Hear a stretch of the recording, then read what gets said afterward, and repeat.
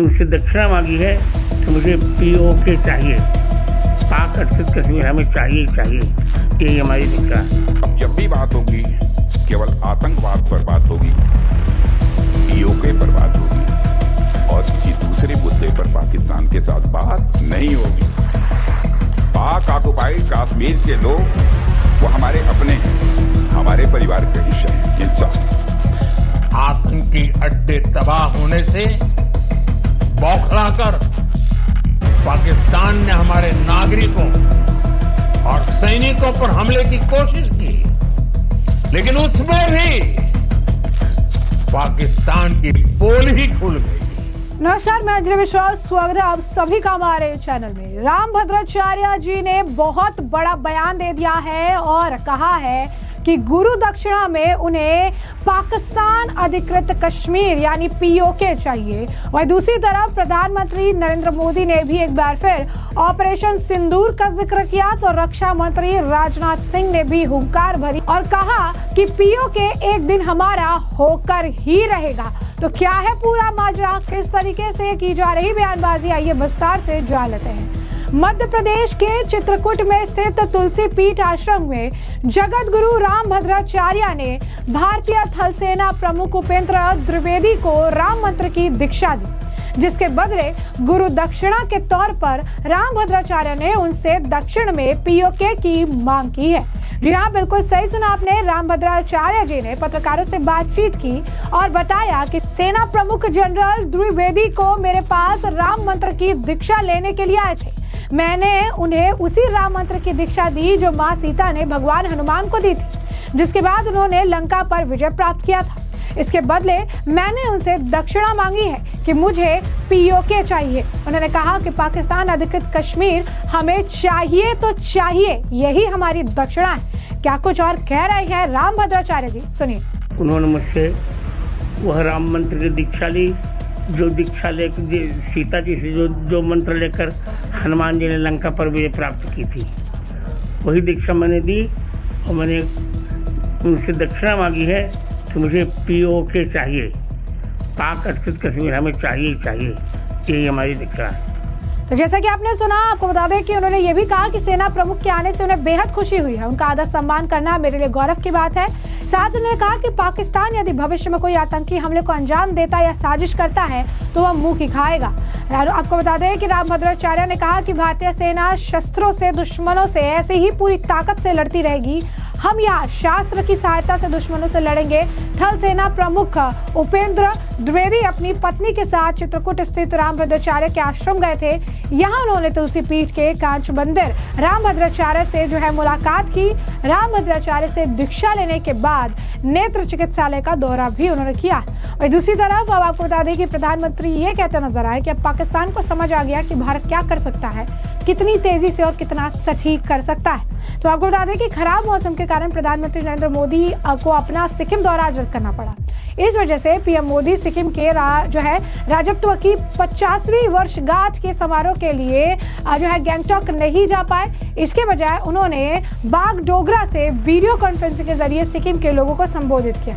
सिक्किम की जनता को संबोधित करते हुए PM मोदी ने पहलगाम आतंकी हमले और ऑपरेशन सिंदूर का जिक्र किया। PM मोदी सिक्किम के 50 साल पूरे होने पर वहां की पर्यटन विविधताओं की तारीफ कर रहे थे। इसी दौरान उन्होंने पहलगाम का जिक्र किया और कहा कि सिक्किम में आप सभी लोग पर्यटन की ताकत को भलीभांति जानते हैं, समझते हैं। पर्यटन सिर्फ मनोरंजन नहीं, ये विविधता का जश्न है। लेकिन आतंकियों में जो कुछ पहलगाम में किया, वो सिर्फ भारतीयों पर हमला नहीं था, वो मानवता की आत्मा पर हमला था, भाईचारे की भावना पर हमला था। आतंकियों ने हमारे अनेक परिवारों की खुशियों को छीन लिया। हम भारतीयों को बांटने की साजिश रची। आज पूरी दुनिया देख रही है कि भारत आज पहले से कहीं ज्यादा एकजुट है। हमने एकजुट होकर आतंकियों और उनके सरपरस्तों को साफ संदेश दिया। हमने आतंकियों को ऑपरेशन सिंदूर से करारा जवाब दिया। उन्होंने कहा कि आतंकी अड्डे तबाह हुए हैं और इसके वजह से पाकिस्तान के अंदर बौखलाहट है। पाकिस्तान ने हमारे नागरिकों और सैनिकों पर हमले की कोशिश की, लेकिन उसमें भी पाकिस्तान की पोल ही खुल गई। हमने उनसे कई एयरबेस तबाह कर दिए और भारत कब क्या कर सकता है, कितनी तेजी से कर सकता है, कितना सटीक कर सकता है, ये उन्हें अंदाजा लग गया। क्या कुछ और कहना है प्रधानमंत्री नरेंद्र मोदी का, सुनिए। गंगटॉक में जो नया स्पोर्ट्स कॉम्प्लेक्स बन रहा है वो आने वाले दशकों में चैंपियनों की जन्मभूमि बनेगा। खेलो इंडिया स्कीम के तहत सिक्किम को विशेष प्राथमिकता दी गई है। टैलेंट को पहचान कर ट्रेनिंग, टेक्नोलॉजी और टूर्नामेंट हर स्तर पर मदद की जा रही है। मुझे पूरा विश्वास है सिक्किम के युवाओं की ये ऊर्जा, ये जोश भारत को ओलंपिक पोडियम तक पहुंचाने का काम करेगा।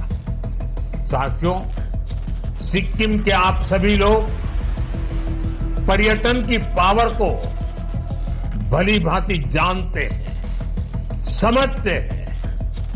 टूरिज्म सिर्फ मनोरंजन नहीं है, ये डायवर्सिटी का सेलिब्रेशन भी है। लेकिन आतंकियों ने जो कुछ पहलगाम में किया वो सिर्फ भारतीयों पर हमला नहीं था, वो मानवता की आत्मा पर हमला था, भाईचारे की भावना पर हमला था। आतंकियों ने हमारे अनेक परिवारों की खुशियों को छीन लिया। उन्होंने हम भारतीयों को बांटने की भी साजिश रची। लेकिन आज पूरी दुनिया देख रही है कि भारत पहले से कहीं ज्यादा एकजुट है। हमने एकजुट होकर आतंकियों और उनके सरपरस्तों को साफ संदेश दिया है। उन्होंने हमारे बेटियों के माथे से सिंदूर पोंछकर उनका जीना हराम कर दिया। हमने आतंकियों को ऑपरेशन सिंदूर से करारा जवाब दिया है। साथियों, आतंकी अड्डे तबाह होने से बौखलाकर पाकिस्तान ने हमारे नागरिकों और सैनिकों पर हमले की कोशिश की, लेकिन उसमें भी पाकिस्तान की पोल ही खुल गई और हमने उनके कई एयरबेस को तबाह करके दिखा दिया कि भारत कब क्या कर सकता है, कितना तेजी से कर सकता है, कितना सटीक कर सकता है। साथियों, राज्य के रूप में सिक्किम के 50 वर्ष का ये पड़ाव हम सभी के लिए प्रेरणा है। विकास की ये यात्रा अब और तेज होगी। अब हमारे सामने 2047 है, वो साल जब देश की आजादी के 100 साल पूरे होंगे और यही वो समय होगा जब सिक्किम राज्य को बने 75 वर्ष कंप्लीट हो जाएंगे। तो जैसे कि आपने पीएम मोदी को सुना, तो वहीं दूसरी तरफ आपको बता दें कि रक्षा मंत्री राजनाथ सिंह ने भी हुंकार भरी और कहा कि पीओके एक दिन हमारा होकर ही रहेगा। पाकिस्तान को आतंकवाद की भारी कीमत चुकानी पड़ेगी। तो रक्षा मंत्री राजनाथ सिंह ने साफ साफ कहा, पाकिस्तान के कब्जे वाला जम्मू कश्मीर एक दिन हमारा होकर रहेगा। पाकिस्तान से सिर्फ आतंकवाद और पीओके के मुद्दे पर ही होगी। पीओके के लोग हमारे अपने हैं। पीओके एक दिन खुद कहेगा कि हम भारत का हिस्सा है। रही बात आतंकवाद की, तो अब भारत इससे कतई बर्दाश्त नहीं करेगा। हर साजिश का मुंहतोड़ जवाब दिया जाएगा।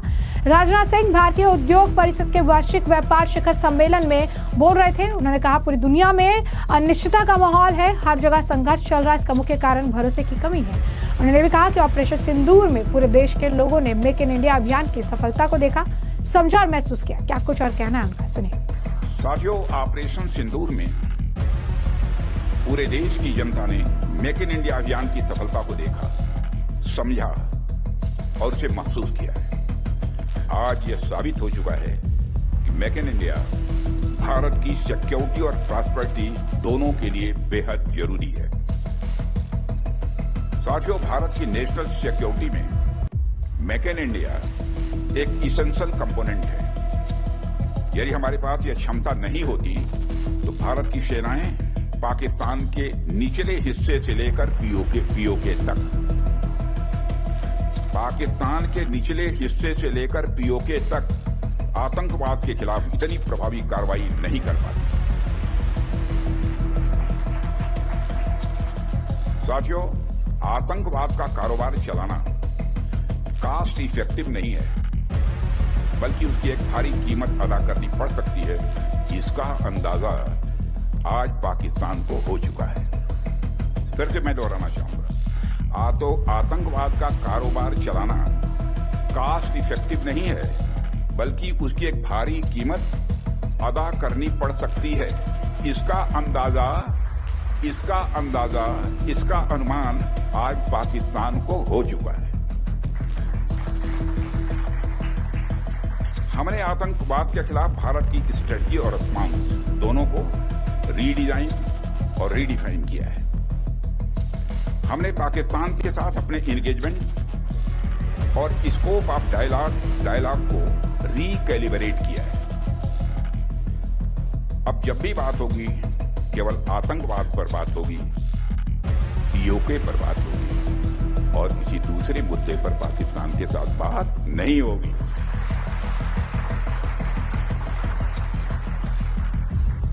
वो दूसरा मुद्दा कौन हो सकता है जिस पर पाकिस्तान बात करना चाहेगा, वो आप जानते हैं।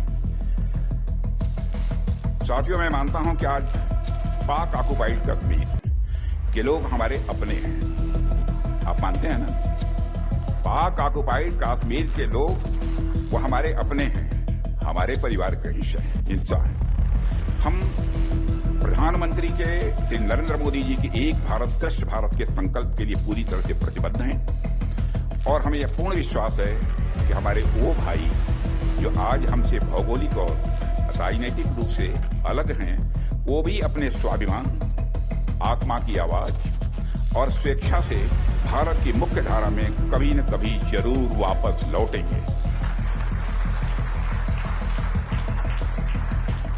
मैं जानता हूं वहां के अधिकांश लोग भारत के साथ एक जुड़ाव महसूस करते हैं। बड़ी संख्या है जो भारत के साथ जुड़ाव महसूस करती है पीओके में।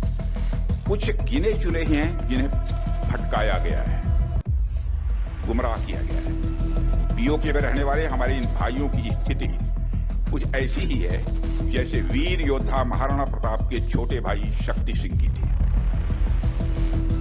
आज हम सिर्फ फाइटर प्लेन्स या मिसाइल सिस्टम नहीं बना रहे हैं, बल्कि हम न्यू एज वारफेयर टेक्नोलॉजी के लिए भी तैयार हो रहे हैं। हमारे होम ग्राउंड सिस्टम ने आज ऑपरेशन सिंदूर के दौरान पूरी दुनिया को चौंकाते हुए यह साबित कर दिया है कि हम दुश्मन के किसी भी कवच को भेदने की ताकत रखते हैं।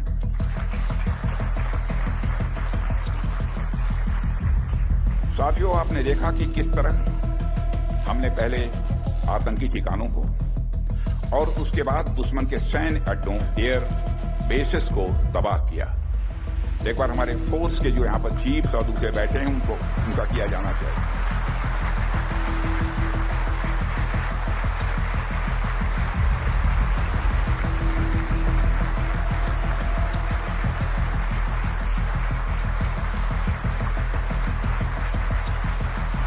Thank you very much. मैं रोकूंगा नहीं तो रुकेगा नहीं। वैसे साथियों, करने को हम कुछ और भी कर सकते हैं। जैसे कि आपने सुना, उन्होंने कहा कि अगर हमारे पास ये क्षमता नहीं होती तो भारत की सेनाएं निचले पाकिस्तान से लेकर पीओके तक आतंकवाद के खिलाफ इतनी प्रभावी कार्रवाई नहीं कर पाती। उन्होंने कहा आतंकवाद का कारोबार चलाना लागत प्रभावी नहीं। आज पाकिस्तान को एहसास हो गया कि उसे इसकी भारी कीमत चुकानी पड़ेगी। हमने आतंकवाद के खिलाफ भारत की रणनीति और प्रतिक्रिया दोनों को नया स्वरूप दिया है। हमने पाकिस्तान के साथ अपने संबंधों और बातचीत के दायरे को नए सिरे से निर्धारित किया है। अब जब भी बातचीत होगी तो सिर्फ आतंकवाद और पीओके पर होगी।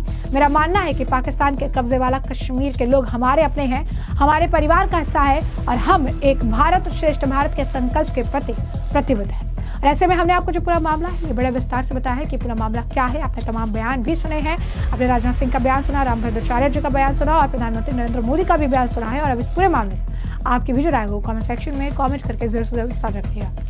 धन्यवाद।